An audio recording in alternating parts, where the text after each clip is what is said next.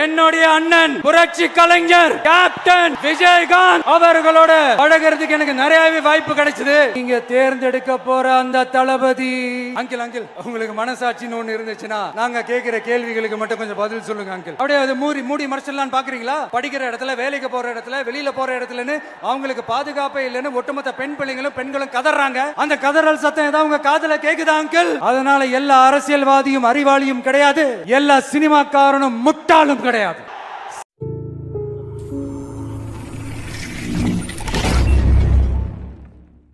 சிங்கம்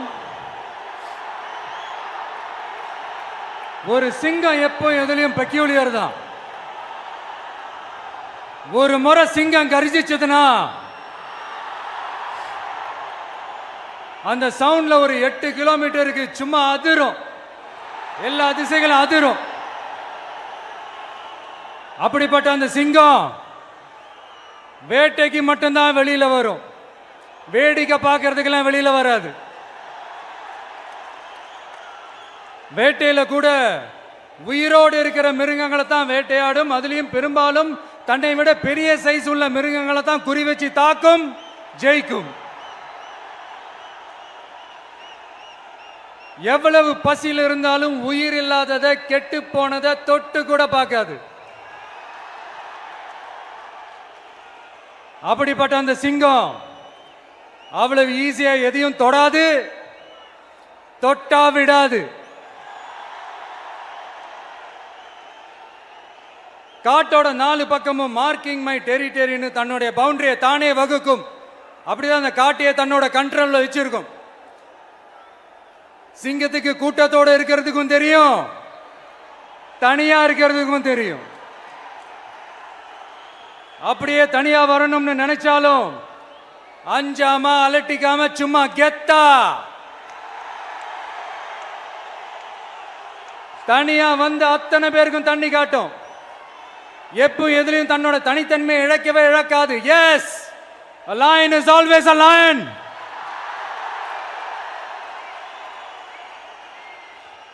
There are so many jackals and other animals in the forest, but there will be only one lion. And even if it is single, it will be the king of jungle. It is not only a description but also a clear declaration. சிங்கத்தை பத்தி பேசிட்டு நம்ம சிங்க குட்டிகளையும் சிங்க பெண்களையும் பத்தி நம்ம பேசாம இருக்க முடியுமா? அவங்கள எப்படி நான் மறப்பேன்? அவங்க தான் என்னுடைய உயிராச்சே, என் நெஞ்சில் குடியிருக்கும்.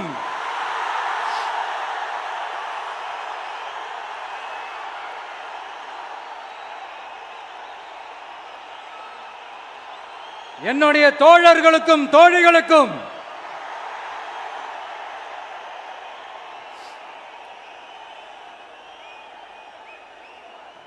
நேர்ல வர முடியாத சூழல்ல வீட்டில் இருந்துகிட்டே நம்மளோட இந்த மாநாட்டில் நேரலை வாயிலாக கலந்துகிட்டு இருக்கிற என்னுடைய அம்மாக்கள், அக்கா தங்கைகள், அண்ணன் தம்பிகள், நண்பர்கள் அனைவருக்கும் என்னோட உயிர் வணக்கம். என்னோட உயிர் வணக்கம், என்னோட உயிர் வணக்கம்.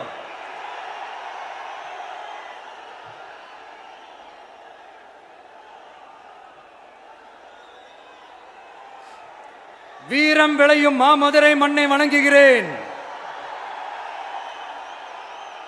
இந்த மதுரைனாலே உடனே ஞாபகத்துக்கு வரது சீறி பாஞ்சி துள்ளி குதிக்கிற யாருக்கும் அடங்காத காளைகள் விளையாடுற அலங்காநல்லூர் ஜல்லிக்கட்டு தான். நம்ம வைகை ஆறுதான் அழகர் ஆத்துல இறங்குற வைபவம். மதுரை மீனாட்சி அம்மன் இந்த மண்ணோட உண்மையான குணம், உணர்வு பூர்வமான மண் இது. அது மட்டும் இல்ல, இந்த மண்ணில் வாழ்ற மக்களும் அப்படித்தான் உணர்வு பூர்வமான ஆளுங்க. நான் இந்த மண்ணில் கால் எடுத்து வச்ச உடனே ஒரே ஒருத்தரை பத்தி தான் மனசுக்குள்ள ஓடிக்கிட்டே இருந்தது. அவர் யாருன்னு உங்களுக்கும் தெரிஞ்சிருக்கும். சினிமானாலும் சரி, அரசியல்னாலும் சரி, நமக்கு ரொம்ப ரொம்ப பிடிச்சது புரட்சி தலைவர் எம்ஜிஆர் அவர்கள் தான். அவரோட பழகிறதுக்கு எனக்கு வாய்ப்பு கிடைக்கல. ஆனா அவரை மாதிரியே குணம் கொண்ட என்னுடைய அண்ணன் புரட்சி கலைஞர் கேப்டன் விஜயகாந்த் அவர்களோட பழகிறதுக்கு எனக்கு நிறையவே வாய்ப்பு கிடைச்சது. அவரும் இந்த மதுரை மண்ணை சேர்ந்தவர் தானே, அவரை மறக்க முடியுமா? தமிழ்நாட்டு மக்கள் உணர்வுபூர்வமா உண்மையா நம்ம பக்கத்திலே நிக்கிறவங்க, அதுக்கு ஒரு மிகப்பெரிய அடையாளம் தான் இந்த மதுரை மண். நம்ம தமிழக வெற்றி கழகம் கையில் எடுத்திருக்கிற அரசியலும் அப்படித்தான். உண்மையான அரசியல், உணர்வு பூர்வமான அரசியல், நல்ல அரசியல், நல்லவங்களுக்கான அரசியல், நாட்டு மக்களுக்கான அரசியல், நல்லது மட்டுமே செய்கிற அரசியல்.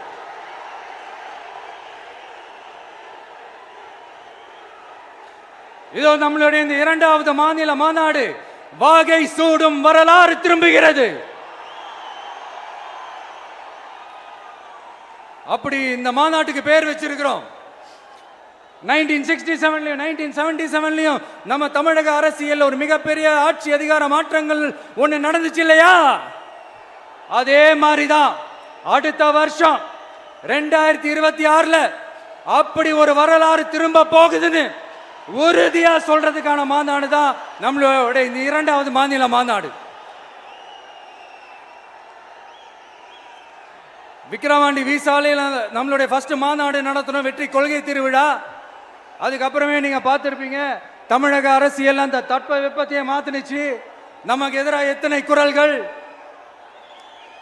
ஆனா உங்களுக்கு தான் நம்மளை பத்தி நல்லா தெரியுமே, எந்த குரலையும் காதலையே போட்டுக்காம மக்களோட குரலை மட்டுமே கேட்டுக்கிட்டு நமக்கு எதிராக வர அத்தனை கூக்குரல்களையும் சின்னதா ஒரு சிரிப்போடவே கடந்து வந்திருக்கிறோம். அது இல்லாம நம்ம மாநாட்டில் ஒலிக்கிற இந்த குரல் இந்த ஒற்றை தமிழ் மகனோட குரல் மட்டுமல்ல, ஒட்டுமொத்த தமிழ்நாட்டு மக்களுடைய குரல். தமிழ்நாட்டில் இருக்கிற ஒவ்வொரு வீட்டில இருந்தும் ஒலிக்கிற குரல், ஒட்டுமொத்த உலகெங்கும் வாழும் ஒவ்வொரு தமிழ் வீட்டிலிருந்தும் எழும் குரல்.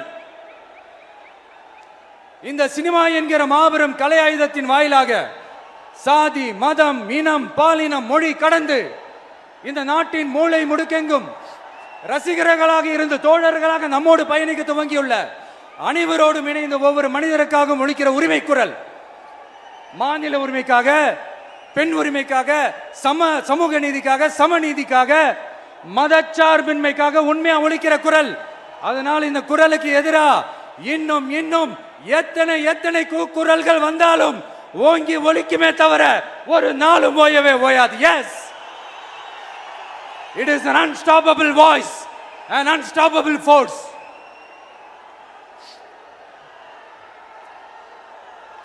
நம்ம அரசியலுக்கு வர்றதுக்கு முன்னாடி அட இவரெல்லாம் வர மாட்டாரியா, அவரே வரல, இவரே வரல, இவருங்க வர போறாரு அப்படின்ட்டு நிறைய பேர் ஜோசியம் சொன்னாங்க. அப்புறம் நம்ம கட்சியினுடைய பேர் அறிவிச்சதுக்கு அப்புறம் பேரு தானே அறிவிச்சிருக்கிறாரு, மக்கள் கிட்ட பேர் வாங்கணும்ல, அதெல்லாம் முடியாதுன்னாங்க. அப்புறம் ரொம்ப முக்கியமா மாநாடுலாம் எவ்வளோ பெரிய விஷயம், அதெல்லாம் இவர் ஒத்தால எப்படி பண்ண முடியும், சும்மா பக்கத்தில் புஷியானதை வச்சுக்கிட்டு மாநாட்டில் எப்படி நடத்தி காட்ட முடியும், அதெல்லாம் அவங்களால முடியாது. அப்புறம் மழை பெஞ்சு எல்லாத்தையும் கெடுத்துரும். ஏன் என் கூட இருக்கிறவங்களே கூட தான் சொன்னாங்க. அதுக்கப்புறம் என்ன நடந்துச்சுன்னு உங்க எல்லாருக்குமே தெரியும். இப்போ புதுசாக ஒன்று சொல்ல ஆரம்பிச்சிருக்கிறாங்க. அது என்னடானா, ஆட்சியை பிடிக்கிறதெல்லாம் அவ்வளோ ஈஸி இல்லை இல்லையா. இப்போ அதெல்லாம் விட்டாங்க, இப்போ இங்கே வந்துட்டாங்க. இவர் நேராக ஷூட்டிங்லேருந்து வருவாராம், வந்து ஆட்சியை பிடிப்பாராம். அது எப்படி இவராலே முடியும், அவராலேயே முடியல, இவராலேயே முடியல, அவருக்கு அத்தனை வருஷம் ஆச்சு, இவராலே எப்படி முடியும்ட்டு ஒரு பக்கம். இன்னொரு பக்கம் கூட்டம்லாம் ஓகே தான், அது எப்படி ஓட்டா மாறும் அப்படின்றது இன்னொரு பக்கம். இப்படி கதை, திரைக்கதை, வசனம், இயக்கம், பாடல்கள்,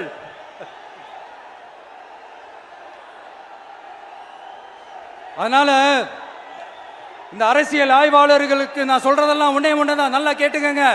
இந்த விஜய் ஏதோ இந்த பல லட்சம் பேர் கூடுற கூட்டத்தில் மட்டுமே இருக்கிறாரு அப்படின்னு மட்டும் தப்பு கணக்கு போட்டாதீங்க. ஏன்னா நம்மளுடைய இந்த கூட்டம் வெறும் ஓட்டா மட்டும் இல்லைங்க, வரப்போற தேர்தலில் மக்கள் விரோத ஆட்சியாளர்களுக்கு நாம வைக்க போற வேட்டா, நம்மளை கோட்டைக்கு அனுப்ப போற ரூட்டா இருக்க போதுன்னு சீக்கிரமாவே தெரிஞ்சுப்பீங்க. ஏன்னா கோடிக்கணக்கானவங்களோட ஹார்ட்லயும் வீட்லயும் ஏற்கனவே ஆல்ரெடி உயிரா உணர்வா உறவா இருக்கிறோம். நம்மளுடைய கனெக்ட் எல்லாம் வெறும் மக்களோட மட்டும்தான். நாம யாருன்னு அவங்களுக்கு தெரியும், அவங்க யாருன்னு நமக்கு தெரியும். நாமளும் நம்ம மக்களும் எப்படி இருக்கிறோம்னு எதிரிங்களுக்கு நல்லாவே தெரியும். இருந்தாலும் இந்த விஜய் எதுக்குப்பா வந்திருக்கிறாரு, இவர் என்ன புதுசா என்ன திட்டம்லாம் சொல்லிட்டாரு அப்படின்னு வேற நிறைய கேள்விகள். இந்த சொல்றேன் தெரிஞ்சுக்கங்க. பெண் குழந்தைகள், பெண்கள் மற்றும் வயசானவங்களோட பாதுகாப்புல தான் நம்ம பிரையாரிட்டியே. அடுத்து இளைஞர்கள், உழவர்கள், உழைப்பாளர்கள், நெசவாளர்கள், மீனவர்கள், ஆதரவற்ற முதியோர்கள், மாற்றுத்திறனாளிகள், மூன்றாம் பால் இனத்தவர்கள்னு இன்னும் யாருக்கெல்லாம் கவர்மெண்டோட ஒரு ஸ்பெஷல் அட்டென்ஷன் தேவையோ அவங்க எல்லாருக்குமான ஒரு கவர்மெண்ட் அமைக்கிறது தான் நம்ம இலக்கே. நான் ஏற்கனவே சொன்னதை தான் நான் திரும்பவும் சொல்றேன். நம்மளுடைய இந்த தமிழக வெற்றி கழகம் ஏதோ அரசியல் ஆதாயத்துக்காக தொடங்கப்பட்ட கட்சியெல்லாம் கிடையாதுங்க. கொள்கை கோட்பாடுகளோடு தந்தை பெரியார், பெருந்தலைவர் காமராஜர், அண்ணல் அம்பேத்கர், வீரமங்க வேலு நாச்சியார், மக்கள் சேவகர் அஞ்சலை அம்மாள், நம்மளுடைய 5 கொள்கை தலைவர்களோட வழிகாட்டுதல்களோடு தொடங்கப்பட்ட கட்சி. நம்ம ஸ்டாண்ட்ல நாம எப்பவுமே ஸ்ட்ராங்கா தாங்க இருக்கிறோம். அதுல எந்த மாற்றத்துக்கோ எந்த சமரசத்துக்கோ துளி கூட இடமில்லை. நம்மளுடைய ஒரே கொள்கை எதிரி பாஜக தான். நம்மளுடைய ஒரே அரசியல் எதிரி திமுக தான். எப்படி? நம்மளுடைய ஒரே கொள்கை எதிரி, நம்மளுடைய ஒரே அரசியல் எதிரி. ஏதோ அண்டர் கிரவுண்ட் ஆதாயத்துக்காக டீல் போட்டுக்கிட்டு டீல் பேசிக்கிட்டு இந்த அலையன்ஸ் வச்சுக்கிட்டு இந்த ஊரை ஏமாத்துற கட்சி எல்லாம் நம்ம டிவிக்கே கிடையாதுங்க. யாருக்காகவும் எதுக்காகவும் எந்த பயமும் கிடையாது. மாபெரும் பெண்கள் சக்தி நம்மளோட இருக்கிறாங்க, மாபெரும் இளைஞர்கள் சக்தி நம்மளோட இருக்கிறாங்க, ஒட்டுமொத்த தமிழ்நாட்டு மக்களுடைய சக்தி நம்மளோட நிக்கிறாங்க. அப்படி இருக்கும்போது இந்தியாவில் இருக்கிற எல்லா ஸ்டேட்லயும் வாழ்ற நம்ம தமிழ் நெஞ்சங்கள் மட்டும் இல்ல, உலகம் பூரா 100க்கும் மேலான நாடுகள்ல வாழ்ற நம்ம தாய் தமிழ் உறவுகள் எல்லாருமே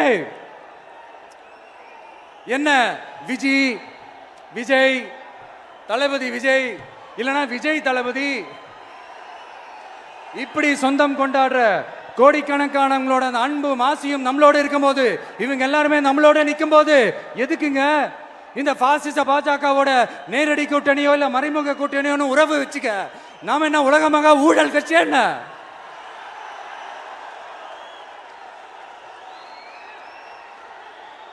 நம்மளை பத்தி சின்னதா ஒரு உண்மை ஒண்ணு சொல்லலாமா? என்னடா இவர் வாயால இப்படி சொல்றாருன்ட்டு யாரும் தவறா நினைச்சுக்க வேணாம்.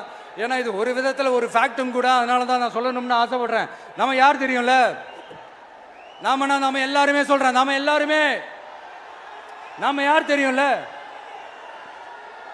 இந்தியாவின் மாபெரும் மக்கள் சக்தி கொண்ட ஒரு மகத்தான வெகுஜன மக்கள் படை.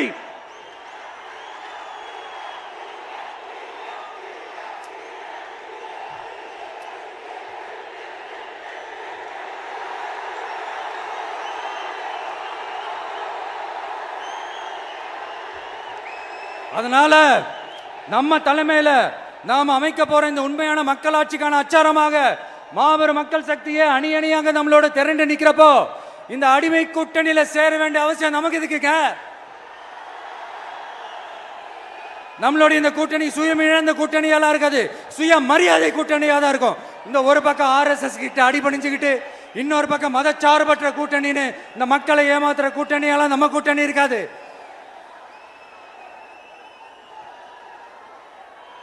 நான் இப்பவும் சொல்றேன், நம்மளை நம்பி வர்றவங்களுக்கு ஆட்சியிலும் அதிகாரத்திலும் உறுதியாக பங்களிப்பு செய்யப்படும். உடனே இந்த கேள்விகள்லாம் வரும். அப்ப யாரு கூட்டணி, யாரு வரா, யாரு போறா, இந்த கேள்விகள்லாம் வரும்.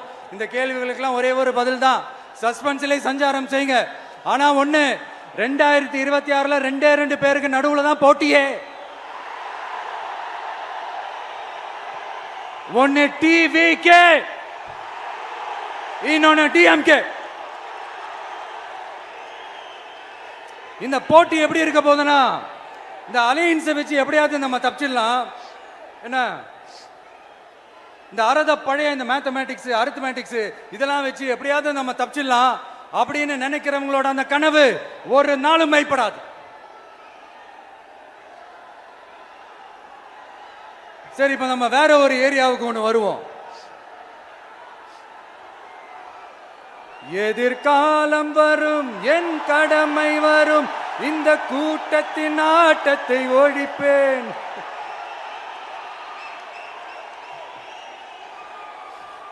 மக்கள் அரசியல் என்ற அந்த சவுக்க கையில் எடுக்கலாமா?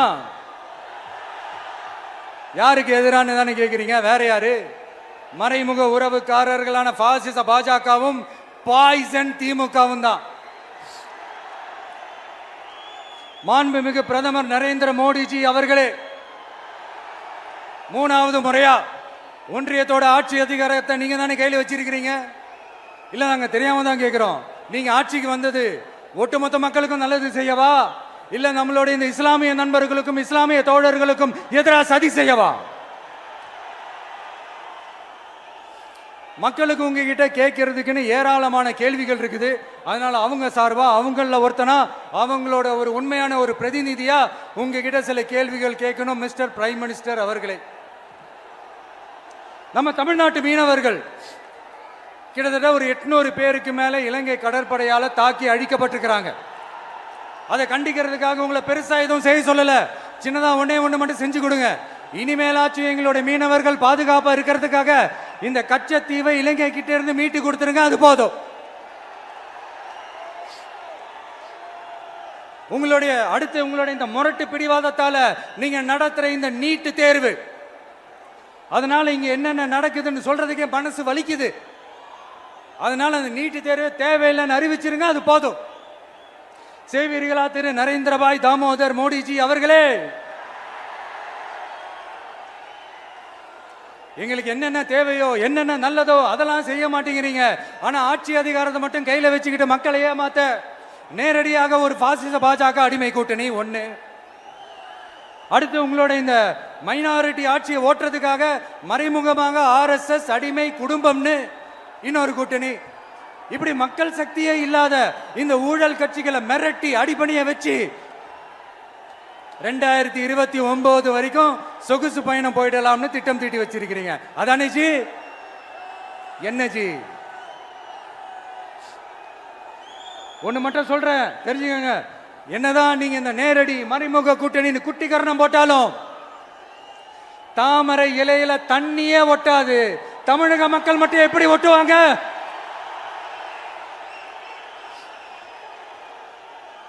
இங்க ஒரு MP சீட்டு கூட தரலன்றதுக்காக தமிழ்நாட்டுக்கும் தமிழ்நாட்டு மக்களுக்கும் எதுவுமே செய்யாம ஓரவஞ்சனை செய்யுது இந்த ஒன்றிய பாஜக அரசு. சங்கம் வச்சு தமிழ் வளர்த்த மண் இந்த மதுரை மண்.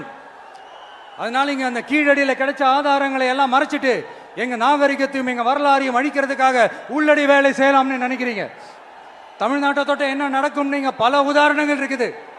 அதனால இதையெல்லாம் மறைச்சிட்டு எங்க மக்களை ஏமாத்திடலாம்னு மட்டும் நினைக்காதீங்க. மத நல்லிணக்கத்திற்கு பெயர் பெற்ற இந்த மதுரை மண்ணிலிருந்து சொல்றேன், உங்க எண்ணம் எல்லாம் ஒரு நாளும் ஈடேறாது.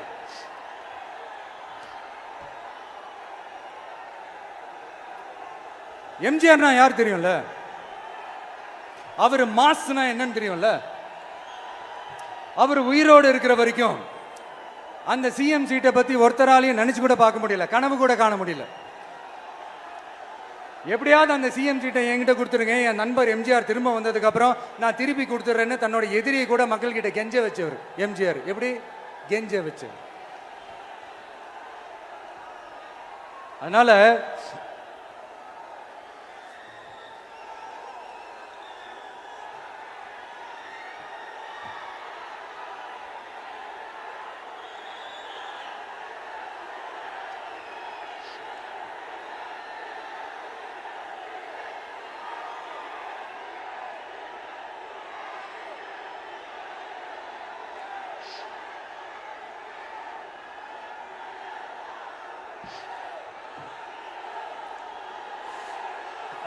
ஆனா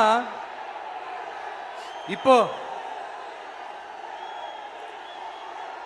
அவர் ஆரம்பிச்ச அந்த கட்சியை, எம்ஜிஆர் அவர்கள் ஆரம்பிச்ச அந்த கட்சியை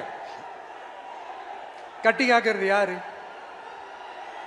இன்னைக்கு அந்த கட்சி எப்படி இருக்குது அதை நான் சொல்லிதான் உங்களுக்கு தெரியணுமா? அப்பாவி தொண்டர்கள் அதை வெளியில சொல்ல முடியாம வேதனையில தவிக்கிறாங்க.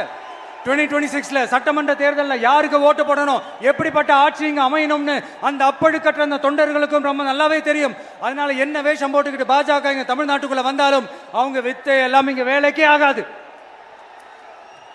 இப்படி பொருந்தா கூட்டணியா இந்த பாஜக கூட்டணி இருக்கிறதுனால இப்ப ஆட்சியில இருக்கிற இந்த வெற்றி விளம்பர மாடல் திமுக என்ன செய்துன்னு தெரியும்ல.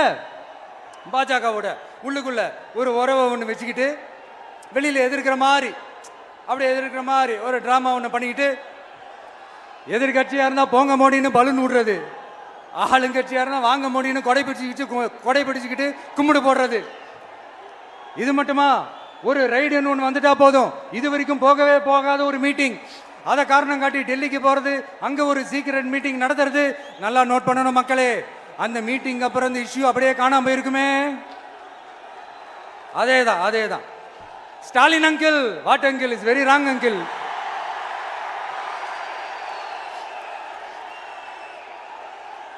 இப்படி தமிழ்நாட்டில் இப்ப நடக்கிற இந்த ஆட்சியினுடைய லட்சணத்தை பார்த்துக்கிட்டு நாம எப்படி சும்மா இருக்க முடியும்?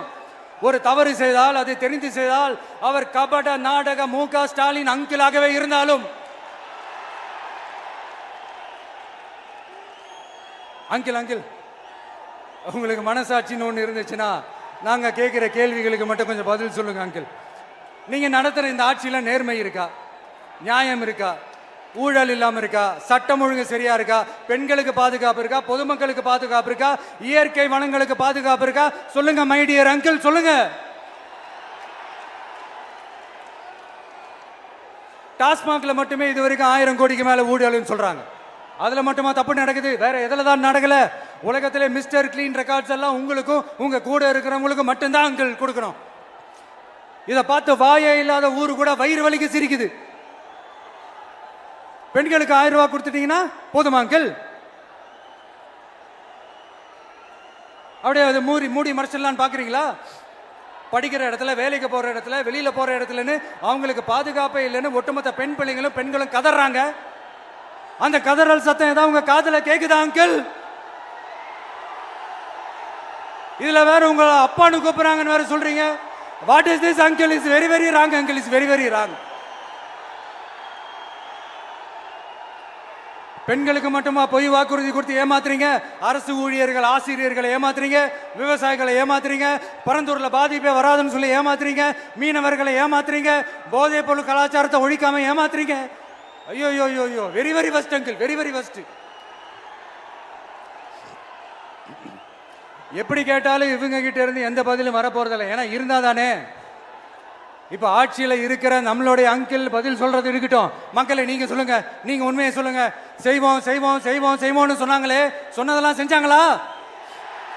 உங்களை தான் கேக்குறேன், சொன்னதெல்லாம் செஞ்சாங்களா? சத்தமா மை டியர் அங்கிள், கேக்குதா? மக்களோட சத்தம் கேக்குதா? இது வெறும் சாதாரணமான முழக்கம் தான். கூடிய சீக்கிரம் மக்களை போய் சந்திக்க போறேன், அவங்களோட மனசு விட்டு பேச போறேன்.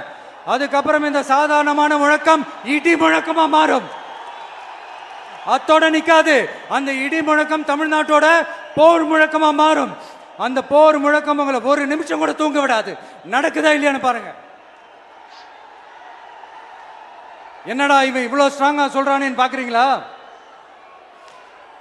எல்லாரும் கட்சி ஆரம்பிச்சதுக்கு அப்புறம் தான் ஒவ்வொரு வீட்டுக்குள்ளேயும் போறதுக்கு ட்ரை பண்ணுவாங்க. ஆனா நாங்க அப்படி இல்லை. ஒவ்வொரு வீட்டுக்குள்ளேயும் போனதுக்கு அப்புறம் தான் கட்சியாவே ஆரம்பிச்சிருக்கிறோம்.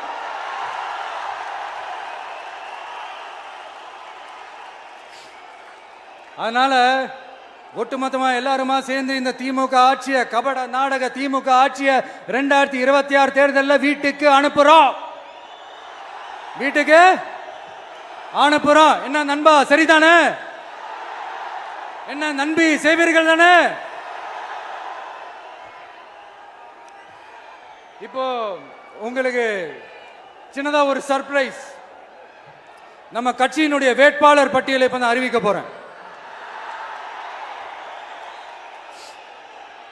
மதுரை கிழக்கு வேட்பாளர்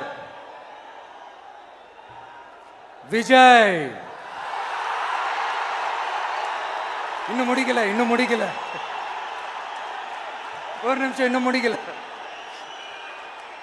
மதுரை மேற்கு வேட்பாளர் விஜய். மதுரை மத்தி வேட்பாளர் விஜய். மதுரை தெற்கு வேட்பாளர் விஜய்.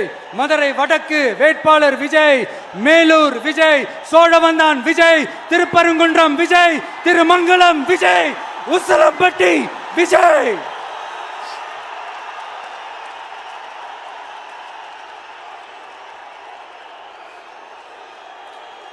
என்னடா எல்லா தொகுதியிலையும் ஒரே வேட்பாளர்னு பாக்குறீங்களா? 234 தொகுதியிலையும் இந்த விஜய் தான், அதாவது உங்க விஜய் தான் உங்க சின்னம். இன்னும் சிம்பிளா சொல்லணும்னா உங்க வீட்டில் இருக்கிற ஒருத்தர் தான் வேட்பாளரா நிக்க போறாங்க. அந்த வேட்பாளரும் நானும் வேறு வேறு இல்லை. நீங்க அவருக்கு ஓட்டு போட்டீங்கன்னா எனக்கு ஓட்டு போட்ட மாதிரி, இந்த முகத்துக்காக நீங்க ஓட்டு போட்டீங்கன்னா உங்க வீட்டில் இருக்கிற உங்களுடைய வேட்பாளர் ஜெயிச்ச மாதிரி. என்னடா இவர் ஏதோ ஓவரா சொல்றாருன்னு நினைக்க வேணாம். பிராக்டிக்கலா அப்படிதான் இருக்கும், அப்படிதான் இருக்கணும். நீங்களும் அப்படிதான் நினைப்பீங்கன்னு நான் நம்புறேன். ஏன்னா இது நம்மளை விட நம்ம எதிரிங்களுக்கு இன்னும் நல்லாவே தெரியும். அதனால எல்லா இந்த அதிகார பலம் எல்லாத்தையும் தூக்கிட்டு வந்துருவாங்க. வரட்டும், பாத்துக்கலாம். TVK will take it, TVK will meet it, TVK will compete with it and TVK will conquer it. TVK will conquer it.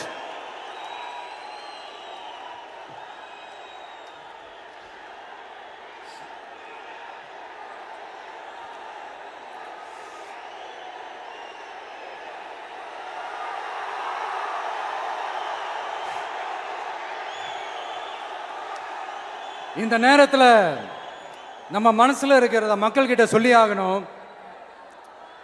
Thoothukudi ஸ்னோலினோட அம்மா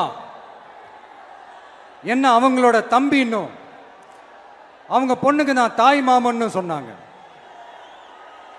அந்த அக்காவோட குழந்தைக்கு மட்டும் இல்லைங்க, என்ன அண்ணனா தம்பியா நினைக்கிற தமிழ்நாட்டில் இருக்கிற என்னோட எல்லா சகோதரிகளின் குழந்தைகளுக்கும் நான் இன்னைக்கு மட்டும் இல்ல, என்னைக்குமே ஒரு தாய் மாமனா தான் இருப்பேன். நீங்க எல்லாரும் என்னுடைய ரத்த உறவு, கூட பிறந்த பொறுப்பு. என் வீட்டு ரேஷன் கார்டில் வேணா உங்க பேர் இல்லாம இருக்கலாம், உங்க வீட்டு ரேஷன் கார்டில் வேணா என் பேர் இல்லாம இருக்கலாம். ஆனா நாம் எல்லாரும் ஒண்ணுதான், உறவு தான். நமக்கு இடையே எந்த அரசியலும் உள்ள நுழையவே முடியாது. என்கிட்ட இருந்து உங்களையும் உங்ககிட்ட இருந்து என்னையும் எந்த சக்தியாலும் பிரிக்கவே முடியாது. அப்புறம் நான் ஒன்றும் இந்த மார்க்கெட் போனதுக்கு அப்புறம் ரிட்டையர் ஆனதுக்கு அப்புறம் அடைக்கலம் தேடி அரசியலுக்கு வரல, படைக்கலனோட வந்திருக்கிறோம். பவர்ஃபுல் ஃபோர்ஸோட, மாபெரும் படை வரிசையோட, எல்லாத்துக்கும் தயாராகி தான் வந்திருக்கிறோம். இவ்வளவு தயாரா நாம அரசியலுக்கு வர்றதுக்கு ரொம்ப ரொம்ப முக்கிய காரணம் ஒன்று இருக்கு. அது என்ன தெரியுமா? நன்றி கடன், நன்றி கடன், நன்றி கடன். கிட்டத்தட்ட ஒரு 30 வருஷமா, 30 வருஷத்துக்கு மேல நீங்க தான், நம்ம மக்கள் தான் என் கூட நிக்கிறீங்க, எனக்காக நிக்கிறீங்க, என்னை தாங்கி பிடிக்கிறீங்க, மனசுல ஏந்தி பிடிக்கிறீங்க, தாய் அன்போட மடியில ஏந்திக்கிறீங்க. உண்மையை சொல்லணும்னா வேற யாரை விடவும் எனக்கு இந்த அன்பையும் ஆதரவையும் கொடுத்திருக்கிறீங்க. என் மேல உயிரையே வச்சிருக்கிறீங்க. என்ன உங்க வீட்டுல ஒருத்தனாவே ஆக்கிட்டீங்க. நீங்க எனக்கு கடவுள் கொடுத்த வரம்.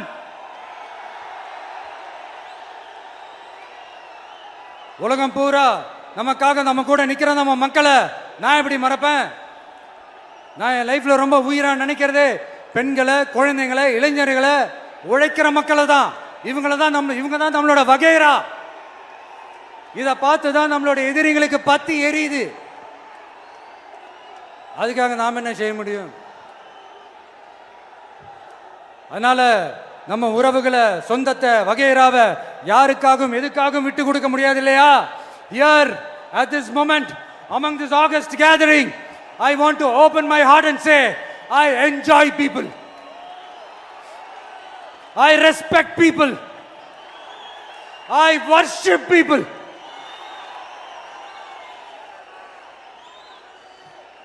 சரிப்பா, இவ்வளவு செஞ்ச நம்ம மக்களுக்கு நன்றி கடனா உன்னால முழுமையா செலுத்த முடியுமான்னு கேட்டா சத்தியமா சொல்றேன், என்னால முடியாதுதான்.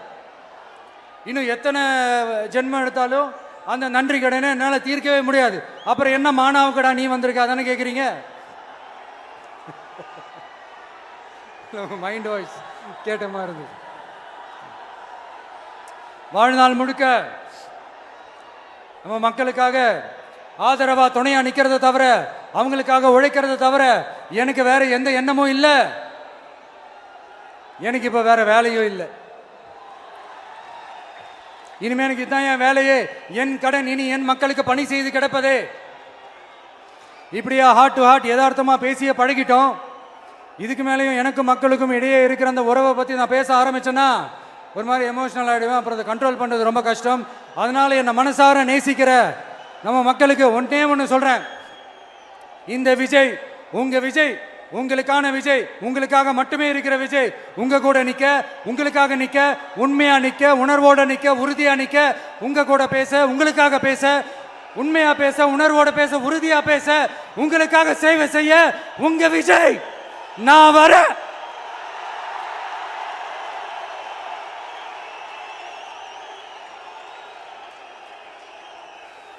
சொல்லல்ல முக்கியம், செயல் செயல் செயல் தான் முக்கியம். செய்கை தான் சும்மா சிறப்பா இருக்கணும். நான் ஆட்சிக்கு வந்தேன்னா சும்மா அது செய்வேன், இது செய்வேன், நல்லது செய்வேன், உருட்டுவேன், புரட்டுவேன், அதெல்லாம் கிடையாது. செய்யறதுக்கு நல்லது செய்யறதுக்கு நல்லது செய்யறதுக்கு மட்டும்தான் இந்த விஜய். அப்புறம் ஒரு அரசியல் தலைவன் அவன் சினிமாக்காரனா நல்லவனா கெட்டவனா இதெல்லாம் தாண்டி அவன் உண்மையானவனா, அதுதான் ரொம்ப ரொம்ப முக்கியம். இது சம்பந்தமா ஒரு குட்டி கதை ஒன்று சொல்றேன். ஒரு நாட்டில் ஒரு ராஜா தனக்கு பக்கபலமா இருக்கிறதுக்காக, கூட துணையா இருக்கிறதுக்காக ஒரு தளபதியை தேடுறாரு. சரியான தகுதிகளோட ஒரு 10 பேர் செலக்ட் ஆகுறாங்க. ஆனால் அதில் ஒருத்தர் மட்டும் தான் செலக்ட் பண்ணணும். அதனால அந்த ராஜா என்ன பண்றாருன்னா ஒரு டெஸ்ட் வைக்கிறார். அந்த 10 பேர் கையிலையும் விதை நெல்லை கொடுத்து இதை நல்லா வளர்த்து கொண்டு வாங்க, ஒரு 3 மாதம் கழிச்சு வாங்கன்னு சொல்லி அனுப்பி வச்சிடுறாரு. 3 மாதம் கழிச்சு வரும்போது அதில் ஒருத்தர் ஆள் உயரத்துக்கு வளர்த்துருந்தாரு, ஒருத்தர் தோல் உயரத்துக்கு வளர்த்துருந்தாரு. அதில் ஒரு 9 பேரும் நல்லா வளர்த்து கொண்டு வந்திருந்தாங்க. ஒருத்தர் மட்டும் வெறும் தொட்டியோடவே வந்தார்.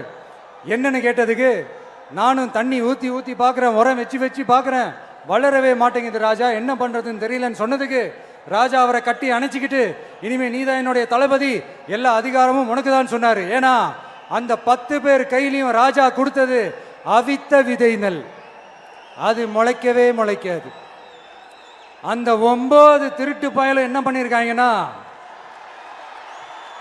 வேற விதை நெல்லை வாங்கி அதை வளர்த்துட்டு ராஜாவையும் மக்களையும் ஏமாத்திருக்கிறாங்க. ஆனா இவர் மட்டும் உண்மையை போட்டு உடைச்சிட்டார். அதனால ஒரு நாட்டுக்கு திறமை எந்த அளவுக்கு முக்கியமோ அந்த அளவுக்கு உண்மையும் நேர்மையும் முக்கியம். இப்போ நீங்க எல்லாரும் தான் அந்த ராஜா. நீங்க தேர்ந்தெடுக்க போற அந்த தளபதி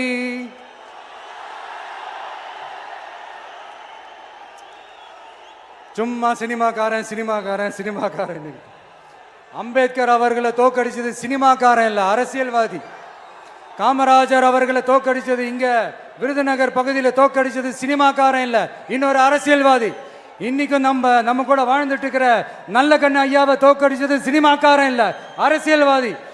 இப்படிப்பட்ட நல்ல நல்ல தலைவர்களை எதிர்த்து நின்று தோக்கடிக்கணும்னு அந்த எண்ணத்தை உருவாக்குனது சினிமாக்காரன் இல்ல, அரசியல்வாதி. அதனால எல்லா அரசியல்வாதியும் அறிவாளியும் கிடையாது, எல்லா சினிமாக்காரனும் முட்டாளும் கிடையாது.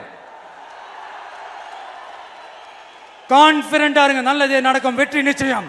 மீண்டும் சந்திக்கும் வரை நன்றி, வணக்கம்.